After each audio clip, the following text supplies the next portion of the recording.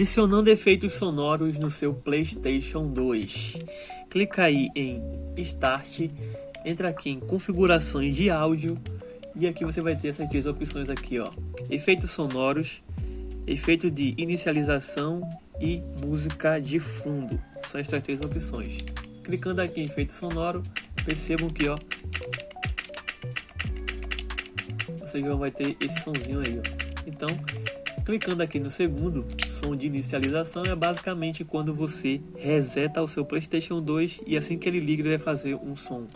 E o último é música de fundo. Porém, a música de fundo você tem que estar adicionando uma música específica da qual você deseja. Clica aqui em OK, clica em salvar mudanças, espera salvar, clica em voltar e agora vamos estar reiniciando o PlayStation 2 para a gente ver aí o efeito sonoro. Bem interessante, né? Comenta aí se já sabia dessa.